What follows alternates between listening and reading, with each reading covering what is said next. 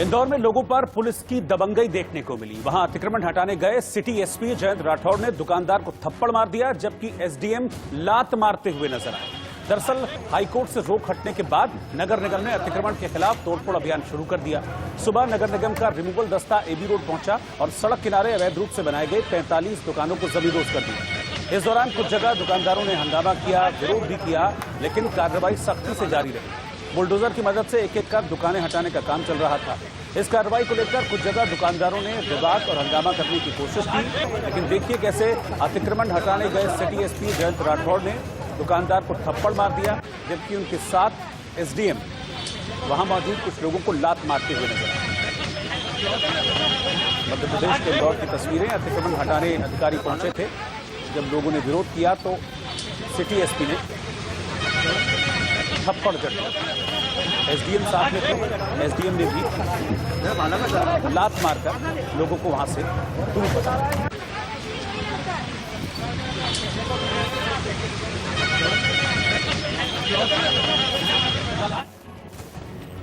बिहार के सारण जिले के रहरिया गांव के पास एक नाव डूबने का वीडियो वायरल हो रहा है। बताया जा रहा है कि नाव मुंगेर के हल्दी छपरा से बालूलात पर डोरीगंज जा रही है।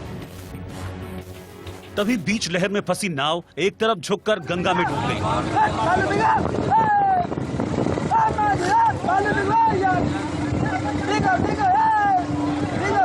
नाव को डूबता देख उस पर सवार दर्जनों लोगों ने पानी में छलांग लगा दी, जिसके बाद वहां मौजूद नाविकों की मदद से उन्हें बचाया गया। लेकिन इस पूरे वाकये को दूसरे नाव में सवार एक शख्स ने अपने कैमरे में कैद कर लिया।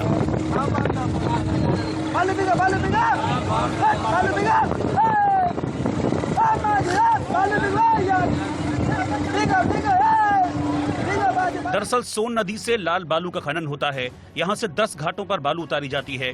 सारण में बालू के अवैध खनन पर प्रतिबंध के बावजूद धड़ल्ले से नाव से बालू का काला खेल जारी है।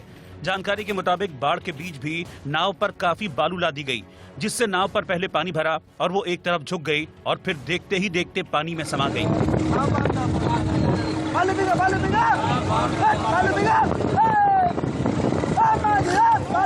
गनीमत रही कि सभी लोग बाल बाल बच गए, लेकिन घटना के बाद से इलाके में हड़कंप मचा हुआ है।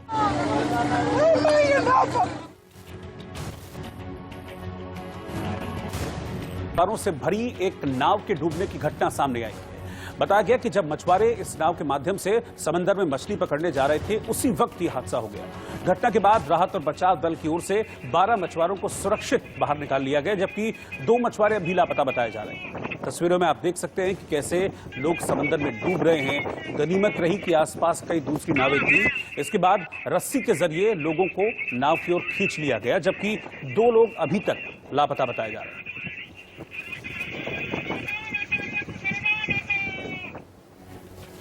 उत्तराखंड के रुद्रप्रयाग में भारी बारिश के बाद अलकनंदा नदी में बाढ़ आ गई।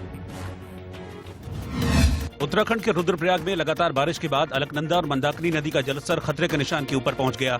अलकनंदा नदी का पानी रुद्रप्रयाग बाजार और घरों में घुस गया, जिससे लोगों को भारी परेशानी हुई।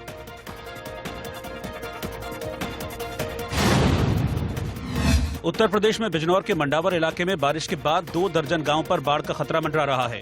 इस बीच प्रशासन नदी किनारे बसे लोगों को सावधान करने में जुटा हुआ है।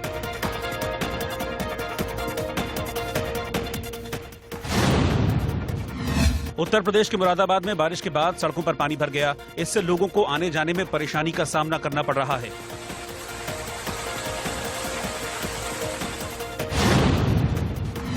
उत्तर प्रदेश में रामपुर के जौहर कॉलोनी में भारी बारिश के बाद कब्रिस्तान में पानी भर गया।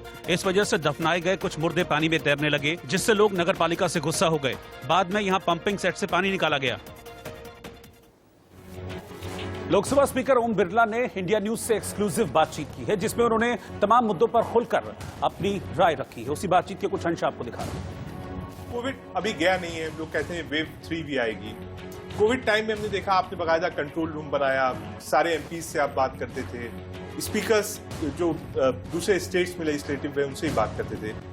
अब मॉनसून सेशन आ रहा है, हालांकि मैं पूछूंगा तो आप हमेशा ये कहेंगे कि वो cabinet committee on political affairs dates मिलेगी। मैं अब डेट्स नहीं पूछूंगा। वैक्सीनेशन प्रोसेस एमपीज का कैसा चला सर? कितने एमपीज हैं वैक्सीनेटेड हो गए? अभी तक मेरी जानकारी में है कि 445 मान्य सदस्यों ने वैक्सीनेशन कराया है, क्योंकि कुछ माननीय मंत्री महोदय हैं तो अधिकतम माननीय संसद सदस्यों ने वैक्सीनेशन करा दिया। जो कुछ माननीय संसद सदस्य बचे हैं उनका अभी कुछ का कोविड अभी हुआ था, इसके कारण नियम प्रक्रिया के तहत उनको 3 महीने बाद वैक्सीनेशन करा रहे हैं। लेकिन मेरी जानकारी के अनुसार अधिकतम माननीय सदस्यों ने वैक्सीनेशन लगा ली। माना जाए सर, जो मानसून सेशन है इस बार उम्मीद हम लोग करेंगे, हम लोग आएंगे मानसून सेशन दौर में। निश्चित रूप से हम कोशिश करेंगे कि मानसून सत्र पूर्ण रूप से चले, पूरा चले, और हम सबकी कोशिश हो, प्रयास हो कि हम कोरोना संक्रमण की रफ्तार को जो कम होती जा रही है उसको और कम करें, कोविड गाइडलाइन की पालना करें, सामाजिक दूरी रखें, मास्क लगाएं, ताकि हम कोरोना को पूर्ण रूप से समाप्त कर सकें। सर एक विषय और था सर, कई ऐतिहासिक बिल आपके टेन्योर में पास हुए, चाहे वो 370, 35 से ट्रिपल तलाक, कई सारे ऐतिहासिक बिल। इस कोविड काल ने सर एक सोचने पे मजबूर किया कि इस देश में कोई पॉपुलेशन कंट्रोल की बात कम होती है। आप दूसरे अमेरिका को देखिए सर, ब्रिटेन को देखिए, एक साइज्ड पॉपुलेशन है वहां पर, तो वैक्सीनेशन का प्रोसेस भी बहुत तेज चला। कोई भी चीज ऊपर सरकारें डिसाइड करती है तो डाउन द लाइन 6 महीने में कंप्लीट हो जाती है। हम 130 करोड़ के ऊपर के देश है, हमको गर्व है। लेकिन क्या आपको लगता है सर इस पर भी एक विषय होना चाहिए, ये भी एक ऐतिहासिक फैसला होगा जो आपके अगर टेन्योर में हो, क्योंकि इस पर है कि कोई इतनी पॉपुलेशन कंट्रोल पे कोई बात ही नहीं करता सर देश में। कोई विधेयक लाने का काम सरकार का। निजी विधेयक कई माननीय सदस्य इस विषय पर लाए थे और उस पर चर्चा भी हुई सदन में। समय समय पर ऐसे कई ज्वलंत मुद्दों पर चर्चा होती है। जब हाउस की सर्वसम्मति किसी विषय में बनती है तो उस पर निर्णय होता है।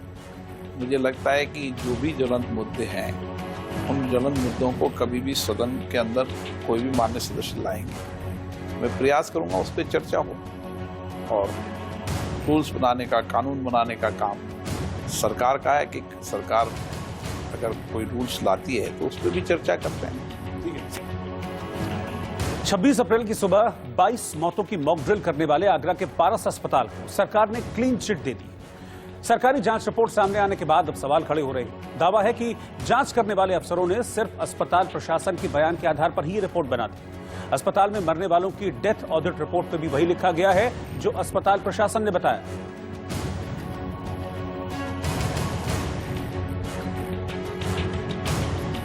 हालांकि पारस हॉस्पिटल को क्लीन चिट से जुड़ी रिपोर्ट की प्रशासन की तरफ से कोई आधिकारिक घोषणा नहीं की गई है, लेकिन उससे पहले ही ये मीडिया में सामने आ गई, जिसमें कहा गया कि अस्पताल के रिकॉर्ड के अनुसार वहां पर्याप्त ऑक्सीजन और मॉक ड्रिल का कोई प्रमाण नहीं है। इसके साथ ही वहां हुई 16 मौतों का समय वीडियो में कही बात के अनुसार सुबह 7 बजे के आसपास न होकर अलग था। वायरल वीडियो में डॉक्टर की ओर से दोगुने पैसे लेने, सोना चांदी ले लेने, भोपाल से ऑक्सीजन लाने की बात से पता चलता है कि उनकी मंशा गलत नहीं थी। जांच टीम ने डॉक्टर अरिंजय जैन के बयान को भी पूरी जांच रिपोर्ट का आधार बनाया है। जांच कमेटी की ओर से वायरल वीडियो की सही जांच करने और एक मीडिया कर्मी की भूमिका की जांच पुलिस की ओर से किए जाने की बात कही है। प्रकार से जांच कमेटी ने अपनी रिपोर्ट सबमिट की, उसमें साफ तौर पर किया गया है कि 22 लोगों की मौत नहीं हुई, न ही मौत का मॉक ड्रिल हुआ। साथ ही ऑक्सीजन की कमी से इन मरीजों की मौत नहीं हुई है। 16 लोगों की मौत की बात जरूर स्वीकारी गई है, लेकिन अभी भी हालांकि अब जांच रिपोर्ट पर कई सवाल खड़े हो रहे हैं, जैसे केवल अस्पताल प्रशासन के बयान के आधार पर ही रिपोर्ट क्यों तैयार की गई, मृतक के परिजनों से बात क्यों नहीं की गई, वीडियो की जांच के बगैर कैसे उसे मैनिपुलेटेड बता दिया गया। रिपोर्ट में कहा गया है कि अभी कुछ बिंदुओं पर जांच जरूरी है। ऐसे में बगैर ठीक से जांच कराए अस्पताल प्रशासन को क्लीन चिट देने की जल्दी क्या थी। दरअसल 7 जून को पारस अस्पताल के संचालक डॉक्टर अरिंजय जैन का एक वीडियो सामने आया था। इसमें वो कबूल कर रहे हैं कि उन्होंने ऑक्सीजन बंद करके 5 मिनट में 22 लोगों की जिंदगी छीन ली थी। उन्हें कोई नहीं कह रहा छोड़ना मत लगाओ, छोड़ो, अब वो छांटो जिनकी ऑक्सीजन बंद हो सकती है, जो बिल्कुल ही डेडलाइन पे है। एक ट्रायल मार दो दोपहर में, एक मॉक ड्रिल करके देख लो, समझ जाएंगे कौन सा मिलेगा कौन सा नहीं मिलेगा। सही बात है, सही बात है। मॉक ड्रिल करी हमने सुबह 7 बजे, मॉक ड्रिल हुई, सब 2 से 9 बजे। ये किसी पता नहीं है, ये मॉक ड्रिल कराई सुन करके सबके, फिर चढ़ गए 22 मरीज, तुरंत खोल दिए 22 मरीज छट गए और 22 मरेंगे। और कितनी देर के लिए मॉकड्रिल करा? 5 मिनट के 5 मिनट में 22 मरीज मॉकड्रिल हुए। नीले पड़ने लगे। ओहो ओहो 22 की मॉकड्रिल में 22 झड़ गए। चलो ये बचे 74 बचे। हालांकि अब कांग्रेस महासचिव प्रियंका गांधी ने पारस अस्पताल को लेकर मीडिया में जारी रिपोर्ट पर सवाल उठाए हैं और लिखा, विडंबना देखिए। खबरों के अनुसार आगरा में अस्पताल ने मरीजों की ऑक्सीजन बंद करके मॉकड्रिल की और बीजेपी सरकार ने क्लीन चिट देकर इंक्वायरी की मॉकड्रिल कर दी। सरकार और अस्पताल दोनों का रास्ता साफ। मरीजों के परिजनों की गुहार को अनसुना कर सरकार ने न्याय की उम्मीद को तोड़ दिया। कांग्रेस के अलावा समाजवादी पार्टी ने भी अस्पताल को क्लीन चिट देने को लेकर योगी सरकार पर हमला बोला। और अब देखिए कुछ काम की खबरें।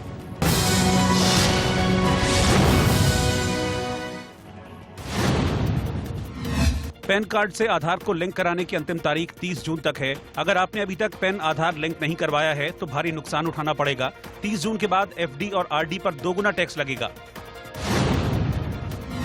आंध्र प्रदेश में 19 अगस्त से 25 अगस्त तक इंजीनियरिंग, कृषि और फार्मेसी कॉमन एंट्रेंस टेस्ट आयोजित किए जाएंगे। BE, BTech, BSc, BFSc, B pharma, pharma D, BVSc और एएच पाठ्यक्रमों में प्रवेश लेने के इच्छुक अभ्यर्थी 26 जून से आवेदन कर सकते हैं।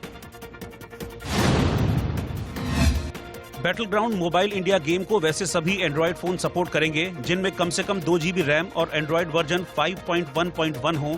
इस लिस्ट में Tecno Spark 7, Samsung Galaxy M01 core जैसे स्मार्टफोन शामिल हैं।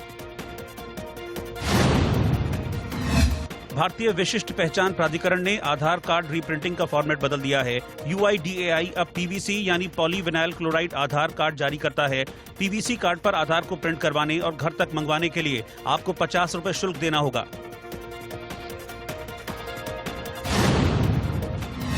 गूगल प्ले स्टोर पर खतरनाक वायरस जोकर की एक बार फिर से वापसी हो गई है। 2020 में जोकर ने 11 ऐप्स को निशाना बनाया था। इस बार 8 ऐसे ही ऐप हैं जो जोकर वायरस के निशाने पर हैं।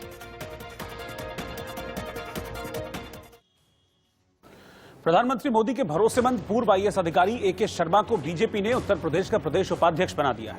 प्रदेश संगठन में 3 लोगों की नियुक्ति हुई है। MLC AK शर्मा के अलावा अर्चना मिश्रा और अमित वाल्मीकि को प्रदेश बीजेपी में मंत्री बनाया गया है। इस तरह से साफ हो गया है कि AK शर्मा की मुख्यमंत्री योगी आदित्यनाथ के मंत्रिमंडल में अब एंट्री नहीं होने जा रही। अभी वो संगठन को मजबूत बनाएंगे और 2022 के विधानसभा चुनाव के बाद सरकार बनने की दशा में उन्हें अहम पद मिल सकता है। संगठन में नियुक्तियों के बाद उत्तर प्रदेश सरकार भी अपने मंत्रिमंडल में फेरबदल या उसका विस्तार कर सकती है।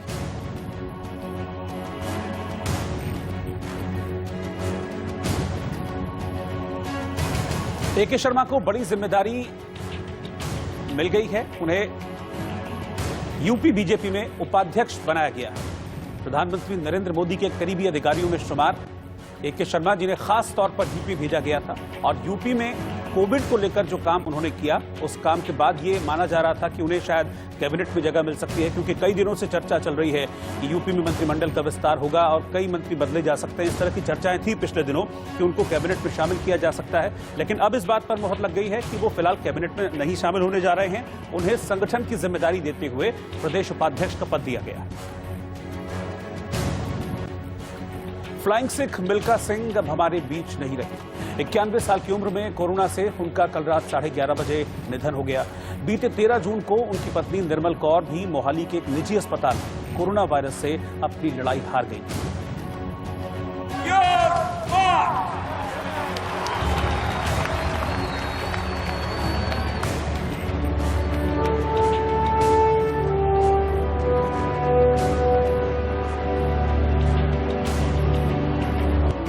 सबकी नजरें उसी रेस ट्रैक पर। कौन जीतेगा? हिंदुस्तान की उम्मीद मिल्खा सिंह।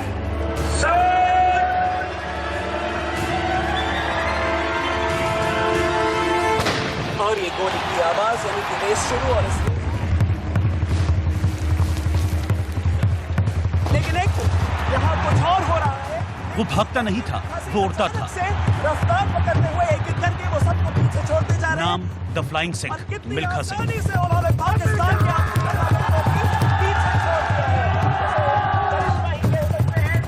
एक साधारण सा दिखने वाला शख्स जब ट्रैक पर आता था तो उसकी रफ्तार चीते को मात देती थी। और दिग्गज खिलाड़ी भी उसके मैदान में आने के बाद अपनी जीत का भरोसा छोड़ दिया करते थे।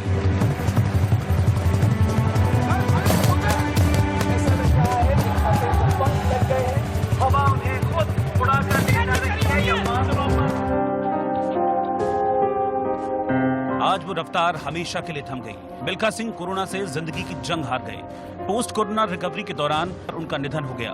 वो 91 साल के थे। 5 दिन पहले उनकी पत्नी निर्मल कौर का पोस्ट कोविड कॉम्प्लिकेशंस की वजह से निधन हो गया था।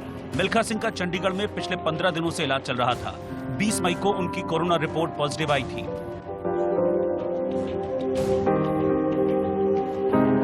मिल्खा सिंह जी भारतीय खेलों की दुनिया के एक नायाब हीरे थे, जिन्होंने खेलों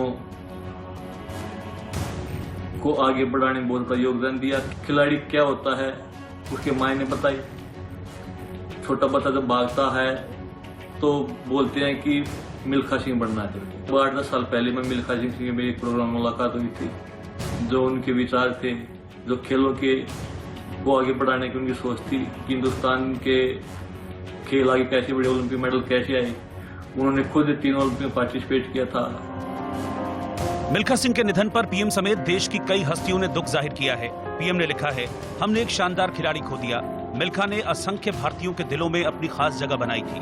मिल्खा के व्यक्तित्व ने उन्हें लाखों लोगों का चहेता बना दिया। उनके निधन से दुखी हूं।